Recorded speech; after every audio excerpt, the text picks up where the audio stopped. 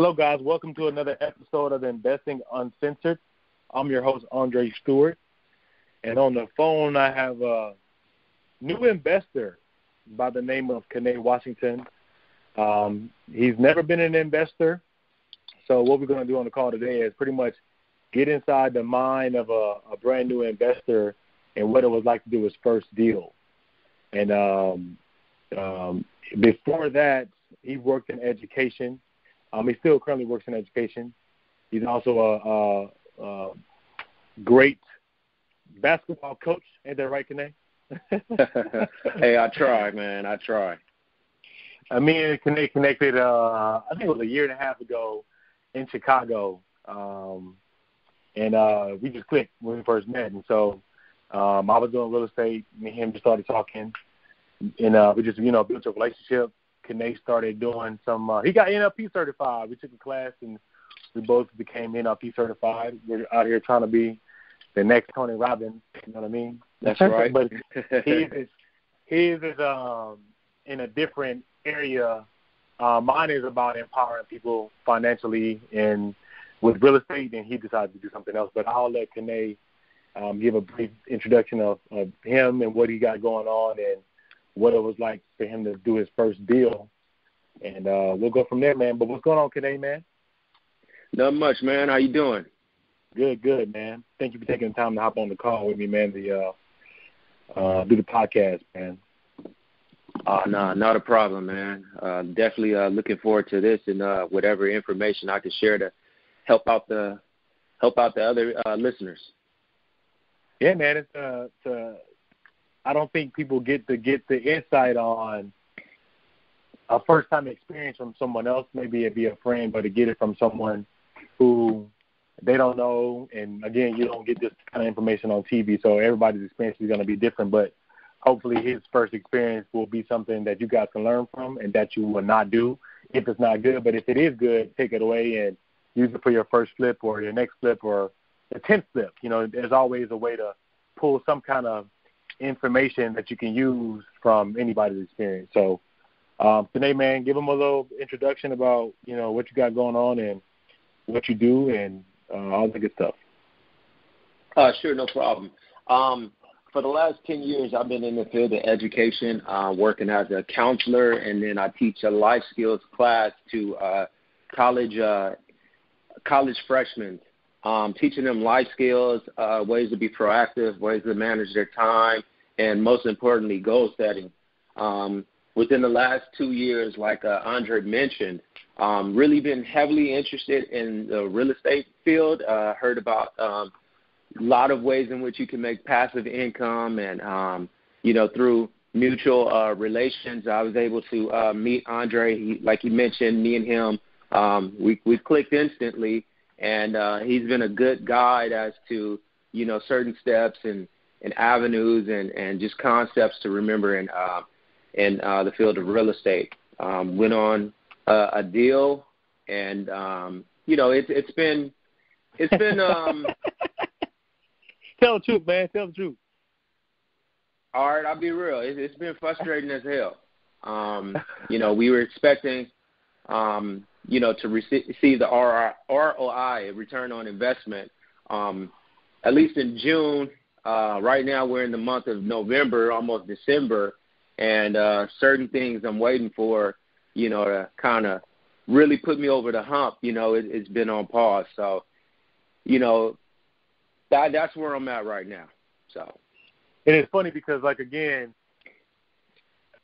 his thought process was, again, going off up to that point with me and Kene doing a deal. Like, I've done a bunch of deals, and so each deal is completely different. So me and him both had the expectation of being able to get our money back in June because we had a bunch of plans, that we were going to do some different things together, like other investments together. But, I had other deals going on at the time. I had InvestFar, which is the platform that, if you guys are listening to my podcast, know about. So I had money going in there. Then I had money going in other deals.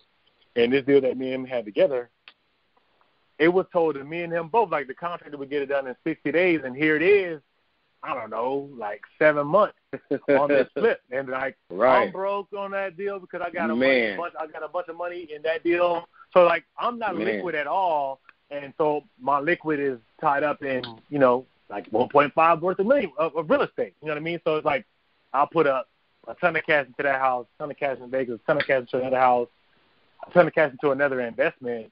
So when you expect money to come back within a certain amount of time, it always doesn't work out like that in real estate. And so if you've heard any other podcasts or YouTube that I've done, it's like you have to have multiple income streams coming in when you're doing the flip because shit happens and it's out of your control and there's nothing you can do about it. You know what I mean? And you get super frustrated. You want to choke out the contractor or whoever's on the other end because as an investor, you see the deal, the numbers look good, you put your money in expecting to get a return based on what this person is telling you.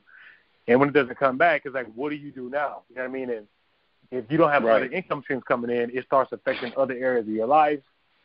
Even with the contractor on the other end of the deal, it starts affecting him and his relationship with his wife.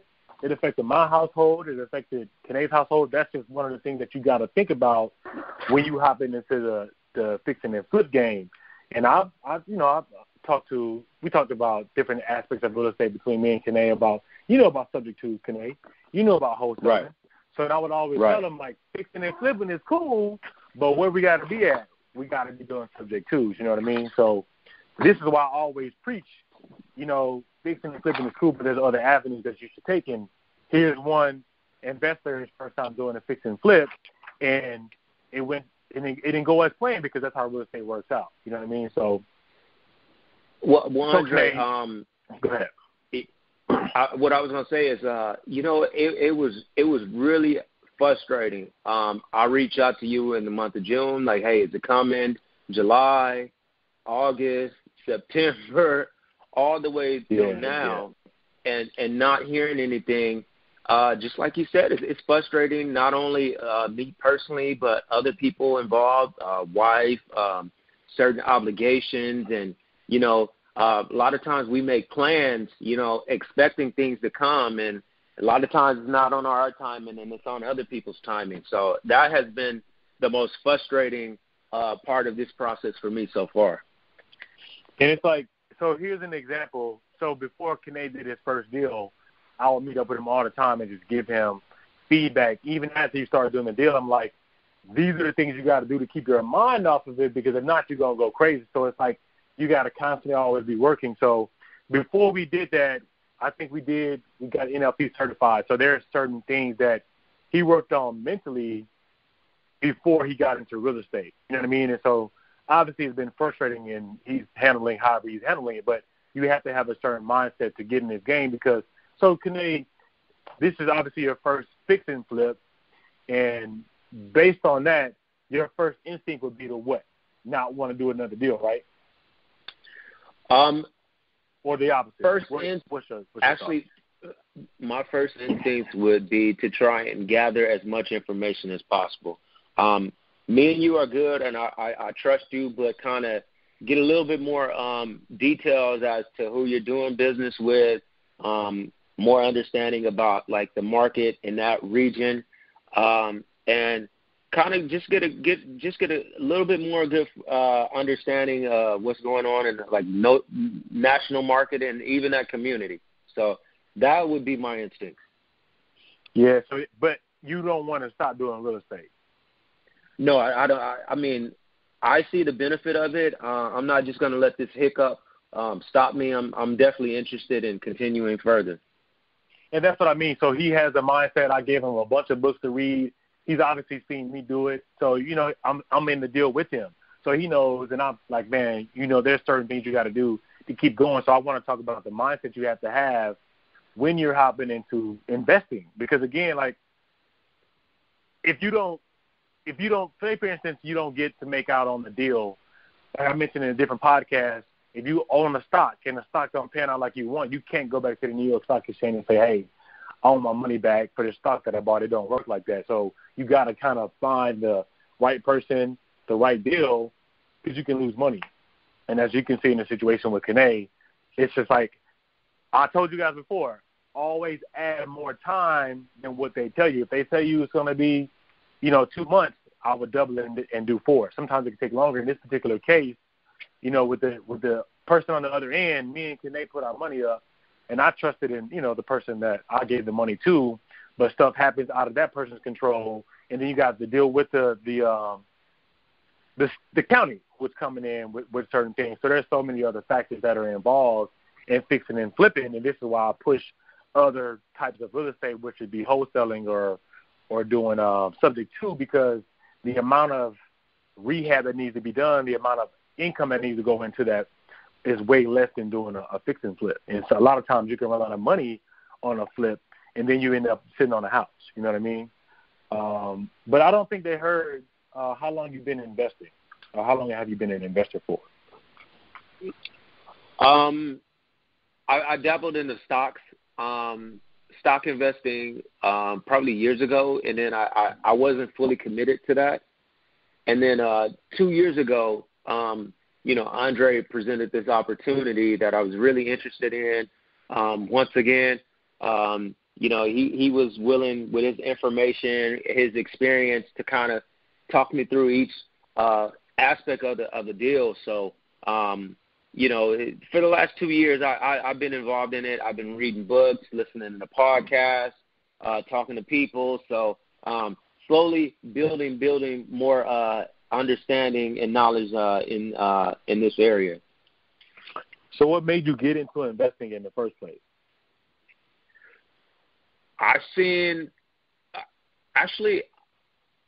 I enjoy my job working as, in the education field. And it takes a lot of time and it takes a lot of energy. But I want to be more in control of my time. I want to have more resources, more funds in order to do a lot of the stuff that I would like to do. Not to say that I can't do any of that stuff now, but I want to have time and more options and more opportunities to be doing a little bit more than what I'm doing at the moment. So that would be my huge reason of getting into the field of investing in real estate. So it's more so you want financial freedom? Like, are you going to leave your job once you get to a certain place, or like what's the ultimate goal behind becoming an investor? Yes, I agree. It'll be financial freedom. I want to be able to slowly transition to my job. I'm working full-time now, probably working on in a part-time basis or as a consultant, and then do the bulk of real estate with my time. So that's the ultimate goal. Man, I know we the ultimate goal is to be financially free, but like, do you feel like there is a certain mindset because of your initial experience and investing in stocks? Do you feel like there's a particular mindset you have to have in order to reach what you're trying to accomplish? And is there something you feel people should know about the way of, thinking when it comes to investing in real estate or stocks? 100. To be real with you, man, mindset is everything. In this situation right now, I could be mad and pissed off and cussing Andre out, even if it's not Andre's fault. But you have to take you got to take the situation as feedback. It's just letting you know things happen, and then you have to know, like, okay, if things are not working, what else can I do? What can I do with the resources and things within my control and things within my grasp? Can't think of things outside of your control, but you can think of things within your control. You can immerse yourself, like Andre always tells me, immerse yourself into knowledge, feeding your mind with books, feeding your mind with information. I talk a lot, to the students I work with about liability and assets. Whatever it is in your life that's, adding more value, do those things. But if it's, if it's a liability, taking your time away and not allowing you to be productive, eliminate those things. But definitely, don't think of things as failures. Think of things as feedback is one huge thing I always remember about mindset. Yeah, man, it's like one of the things that we learned. It's like the communication you get from a person is the feedback, right? So it's like in this situation with here, it's like, this is just one deal out of however many, however many that you're going to do in your lifetime. And so it's like the feedback you're getting from this particular situation, you 100% won't end up in this situation again, right? Right. It's hard to say you won't, but you're going to do everything in your power to, damn near not do it again because, again, a lot of times flips out of your control. But whether it be have like, $50,000 in the bank or whatever the case is, it'll just be a different scenario for you on the next time you decide to do a flip. And now we talked before, it's like, do you want to do a flip again, or would you go to subject to a wholesaling, or would you hop into multifamily, which is going to be the same process, but you will at least be getting money from one of those doors. Say, for instance, you got a 5 or 6 unit. Instead of you just, waiting on this one flip to get done, that's one door, if you put the 5 or 6 unit apartment complex, you'd be getting cash flow from each of those units as they were getting done, right? Yeah, you're right. I would be interested. I'm sorry, go ahead. No, I was going to say, go ahead. I was going to say I would be interested in doing a flip again, but I guess the multifamily is something that I've been researching a lot lately, and that pretty much sparks my interest at the moment. So you would pivot from, you would do another flip, but it wouldn't be a single family, or would you just go straight to commercial? Well, not commercial, but multifamily, leaving this deal? I would probably go multifamily, yes. And why is that? Based on what I just said, or just because the process is the same. If it's a 16-unit, it has beds, it has a kitchen, it has a bathroom, you still got to flip it the same way you would a single family. So what's your take on why you want to go multifamily? Once again, I know a lot of people, has done it and they have benefited from that process. Hearing their stories, and it's just something that I'm interested in. Once again, it is the same process that we're currently in right now with this investment we're in, but just having people that you've known and worked with, and that are currently going through that process with the multifamily could be good guidance. And it's funny, that makes sense. And now that you've done a deal out of state, how do you feel about investing in another market? And would you invest in another market in multifamily? I really like. I know there's pros and cons. Cons is you can't physically be at that location in a given given matter of time. But I these days, globally, there's a lot of opportunity for everybody. And I don't want to just limit myself. I do want to have a particular, focus, but I'm open to venturing into other states, even possibly, other countries, for that matter. But that's further down the line. But this has shown me, and this has exposed me to the Augusta market with this current deal with Andre, and I'm still interested. I'm still interested in learning and seeing what else is out there. And I don't know, but Kene can answer this. I don't know if Kene would have had this same thought process or this same state of mind had he not done the research before he got into it. Had I not been like, read this book, listen to this podcast, I gave him a course that he should go through. I gave him a lot of information before he did his first deal. It wasn't like I was like, hey, Kene, this is what I do. Let's do this. I was like, no, before you hop in this, and I gave him a timeline. Before you get to do this deal, I was like, bro, before we even talk about doing a deal, you got to go through these steps, right? Didn't we talk about that? Right, yeah. And I was like, nah, because I was like, you got to be in a certain place before you even do this deal. So it's like, I think because he got his mind right before his first deal, and he had someone to talk to about it, I kind of was like his mentor in a sense. Because I was like, we will meet up. I would give him information. I would give him stuff to read. I was mentally conditioning him for this situation. It obviously, in my mind and his mind, should have gone way better, and I thought it was going to go boom, but that lets you know nothing is perfect shit's going to happen, something always goes wrong. And I did a video on YouTube, 5 things I wish I knew before I started investing in real estate. I think you guys should go on YouTube and take a look at that video because I go in depth on certain things that happen that you just have no idea what's going to happen. There is no way in the world that I would have brought in Kene as a joint venture partner on a deal if I knew this was going to happen. There's no way I would have did it. You know what I mean? But you don't know when the numbers look good and the team looks good. You just like, all right, that's all you can do. That's what investing is. If a stock looks good and you're like, I'm going to do this option, but something happens in the news or you just never know, man. And then that stock that you thought was going to do well, it doesn't perform as it should. But, again, that's just part of investing. There's a risk that's always associated with it, you know? Yeah, that's real.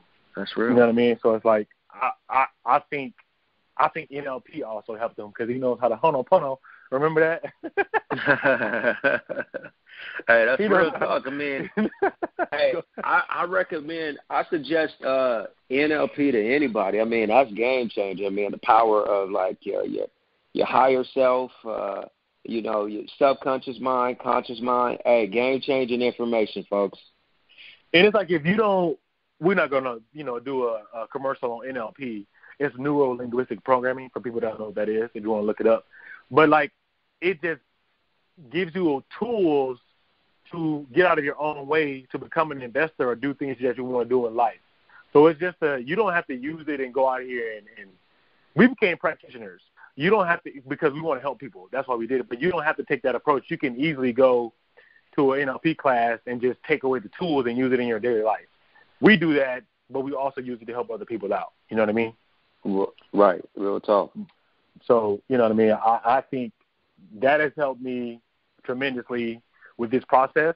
It's also given me tools to be able to help people that want to get into investing get out of their own way because now I know how to, reposition people's thought process about real estate investing or you got to be rich to get into it or, different bad beliefs that people get from real estate investing. Now, what kind of investments do you have right now? I know you said you did stocks, but you're not into it. Do you have any right now? Just the stocks and the flip. That's the only two I'm into right now. Okay. And then let me see whether the I think I gave you a couple books, but based on your experience and you doing deals and real estate now, I gave you a couple books. What books do you recommend people to read who are listening to you on this podcast? And it doesn't even have to be real estate related. It could just be something in education because you're in education. Okay. Growth Mindset by Carol Dweck.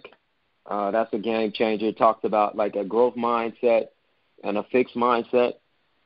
Of course, Napoleon Hill's Think and Grow Rich. Good book. And then my third one is Rich Dad, Poor Dad, Robert Kiyosaki. So I think those three will be really good reads for someone that's getting started. One's dealing with the mindset, two dealing with the mindset, and then one dealing with, the aspect of like, the mindset of a real estate investor. So I say those three books. It's funny because if people listen to the other episodes on the podcast from other investors, they always say Think and Grow Rich. If you haven't read that book, you need to read that book because you'll understand why everyone talks about that book being the book you need to read. That was one of the first books that I read aside from Millionaire Mind, and Think and Grow Rich kind of changed my life because there's a specific thing in that book that you read and it clicks, and then it makes you feel a certain type of way about trying to be successful and make money. You know what I'm talking about, Kene?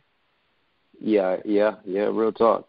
It's just like, oh, man. Robert Kiyosaki's book is one about real estate, but Think and Grow Rich is like, it plants a seed in you that almost makes you, like, I don't know, make it your journey or your mission to become financially independent and be rich. You know what I mean? Because it's kind of selfish if you don't decide to seek that path. You know what I mean? To me, in my opinion, and that is based on that book from what I read. You know what? I think the real thing about that is it really has you to search like deep within yourself to really know your vision. What's your vision? All right. What's your definite purpose? All right. You got to be fired up. Like, you have to have a burning desire. Like, what do you desire? Even talks about sex, like taking that energy. And as males, you know, we have this testosterone, and a lot of times, like, our energy, we use that, you know, to go get women, but like how to channel that into, like, you know, with our minds and being like very like strategic with whatever our ambitions we have. Talks about masterminding, having a good circle, a group of people around you. So I really thought that book is game changer, and I feel that can help anyone on the path of wanting to change their life. And I'm a firm believer it starts inside and then it goes out. So inside out approach. And like it's like what you put in you has to come out. And you guys heard me on, and Kene's heard me preaching this all the time. I'm always like, bro, listen to the podcast. Do this. Stay in the environment, because if you're constantly in this particular state because of what you're pumping into your body, at some point in time it has no choice but to come out. You know, it's like when people are working out and you weigh, like for me, for instance, I weighed like 210 and I was eating whatever I wanted to eat. But I changed up my diet and my body went through a recomp and I still weigh 210, but I look completely different. And it was because of the food that's going inside of me is what my body's going to reflect. And it's the same thing. So the stuff that you put inside of you, you know, education-wise, is what is going to be a reflection of you that comes out to people. You know what I mean? It's like people that see me now and the person that I used to be, completely different person I had. You know, we're not going to talk about how I used to look and what was going on. That's for a later date. But I'm like, burgers. You know, man, you know what I mean? Like, just how the person that I was, because of the environment that I grew up in, you would never know that I grew up in that environment looking at me right now. You know what I mean? I had a cutlass. You know, I had gold in my. I was out there. But now looking at me, I'm just in a different place. So that goes back to what you put in you has no choice but to reproduce itself when it comes out of you. You know what I mean? So it comes back to mindset. Go ahead. And then what I was going to add is, like, it gets to a point in a person's life where it's a season. Like you take it like the weather, you take sports, like certain seasons, things are cool, but then other seasons you got to make adjustments. Like right now, the weather's getting a little colder, you got to put on a coat. Same thing happens for us in our lives. Certain things we do, you know, is good for the moment, but then you got to make an adjustment. And a lot of times, you know, the peers that were with us when we were starting out, that was the season for us to, you know, be together. And then it gets to a point where you have to venture out and do things on your own. And, like, when you're out there on your own, do you have the resilience? Do you have the mindset? Do you have the tenacity and the grit in order to withstand whatever challenges you have, you know, during that season? That's a good point, man, because it's like your circle of friends should be growing. I mean, real talk. If you growing as a person, then your circle of friends has to grow, because, you know, you're not going to grow at the same pace or in the same direction as every single one of your friends. You know what I mean? And if none of you guys are growing, none of your friends are becoming different, then you guys are stagnant. It's just impossible. You know what I mean? And so, like you're saying, everything has a season, whether it be a job, whether it be, you know, people that come in your life. Everything has a season to it. So that's a good point, man. Yeah, man, that's real, because they always say, you know, if you want to kind of see how your future is, look at the 5 people that you are around all the time, and hey, that's real, you know. So yeah, man, you are the average of the 5 people that you hang out with, and it's funny because your income is almost within a earshot of what the 5 people make too. So I don't know if you're willing to ask your friends how much money they make, but do the math on it, man, and your numbers are going to fall somewhere in between that. So it's a good point, man. You are birds of a feather flock together. That's a known quote, and it makes sense. But and then another thing, I know a lot of times we feel loyal to certain people, but our loyalty should be to ourselves. not saying to turn your back on your family, turn your back on people that you grew up with, but what I'm saying is that if you want to reach a level in which you really believe you can shoot at, you know, your loyalty should be to yourself first, and then doing whatever you have to do in order to get yourself to that next level. It's like not, you know, going to certain functions. I mean, you don't have to go to everything, but like your loyalty should come to yourself first. And a lot of times, you know, we feel like, you know, what if I miss out, or you know, I got to bring everybody up with us. Think about yourself first, and then once you get to that level and you have people that want to fix themselves and want to change themselves, and you can help them, that's the opportunity. So, I agree, man. On the real estate investing tip, what do you think people should know as a first-time investor? I feel that people should know that it's a beast that like the timing is unpredictable. Sometimes you can have a deal that works for you and it can go really fast and good. Other times, like the situation I'm currently in, you know, the timing can take a long time. But throughout the whole process of the whole deal, try to get whatever you're in, get as much information, get as much understanding as possible. Like trying to learn the process, and then just educate yourself so if another opportunity can come, you know, you'll be ready. And with the aspect of fixing and flipping single-family homes, do you think it was something that you would ever want to do again? And if so, what are your expectations around a fix and flip of a single-family home? Yeah, I'm not, you know, because this process, current process, hasn't been, once again, I haven't received a ROI as fast as I would like. I would still be interested in getting into another flip. You know, financially, hopefully I'm in a better financial situation where, you know, if it is a process in which I have to wait, it wouldn't hurt me. But to answer your question, yeah, I would definitely get into another flip. How important do you think it was to have someone such as myself, and the knowledge that I gave you and the books that I gave you to read? How important do you think it is to have someone like a mentor or a coach before you start doing investing? I think it's critical. The investing part. Go ahead. I think it's critical. I think experience is the best teacher. You going into something new and having someone experienced or someone with more knowledge, being able to guide you and coach you, and pointing out once again books to read or explaining certain situations, even paperwork, procedures. I think that's very critical for someone new that's going into investing.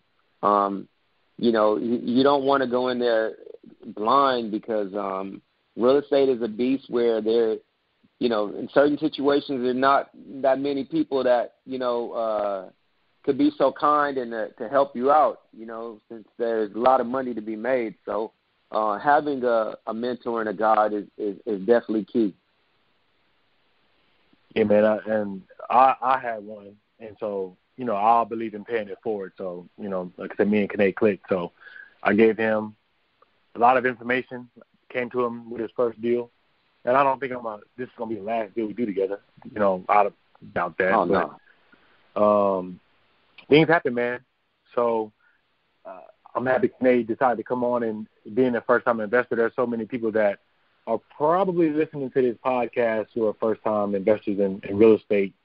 And it's just good information for you guys to take note of. Like, you can't predict the time. You can't predict what's going to happen. All you can do is be prepared. And however you decide to do that, whether it be through using my platform, residualroads.com, or finding your own mentor, however you find them in your local area, I think it's important. He just showed you that it's important to have a mentor. And I recommend, man, before you get into something like this, please do your research. Whether it be on your own, YouTube, or whatever, do your research. And so where do you see yourself in 5 years, Kene? 5 years, I see myself as a real estate investor, hopefully with a portfolio of over 12 homes, renting over 12 homes, also doing some flip deals. Also see myself in the nonprofit sector, providing community support and mental health with the use of NLP and helping people and families with anxiety. So, once again, real estate, and then also the nonprofit, mental health aspect. It's important to set goals, and I know me and Kene talked, whenever that was, he was trying to leave his job. So I still think he wants to do that at some point and take off. But I'll always have him write goals down. How do you think that played a part into, you staying the course and doing NLP with me? How do you feel the goal? Because I told you about the goal setting before we even did NLP, I think. Yeah, I think goal setting is really important. Actually, it's critical if ever you want to, elevate and level up. I feel having something that you can measure yourself by, also having like a certain date is very crucial. So what you have to do and what you're lacking in, and something to compare and contrast to. So, goal setting is a game changer. Definitely, man. Well, I hope the people listening take note from a first-time investor and can understand the frustration that may come along with it. Your first fix and flip may not be 6 or 7 months. You know what I mean? If you listen to what we're saying and you learn from other people's mistakes and you get a mentor or a coach, you could still have a situation that turns out where you end up flip too long, or it could work out to where it happens in 60 days and it goes as planned. You know what I mean? But like I said, all deals aren't the same. So I hope that the information that Kene provided and I provided today, you do find it beneficial, and it helps you guys in the future. But Kene, let everybody know how they can get in touch with you. I know you have your sessions that you want to be able to do with people to help out with anxiety and all the other things that are going on. You can mentally help them based on the NLP and being a licensed practitioner. So give them information to reach you, how they get in touch with you, and any kind of services that you want people to know that you offer. Sure, no problem.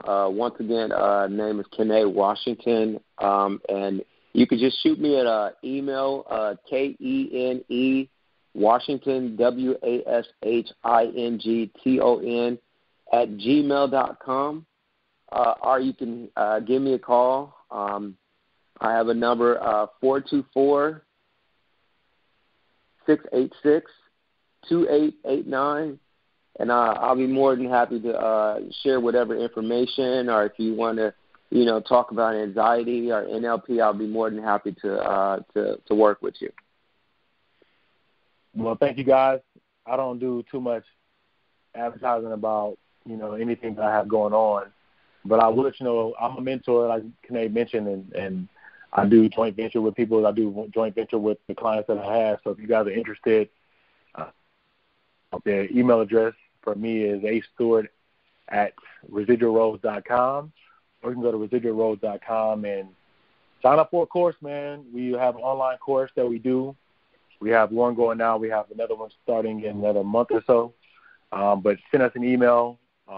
Send me an email at my email address or info@residualroads.com, and somebody will get back to you.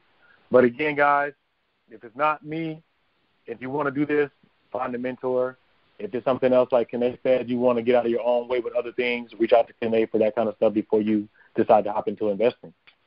And thank you guys for your time, and we'll talk to you guys on the next podcast.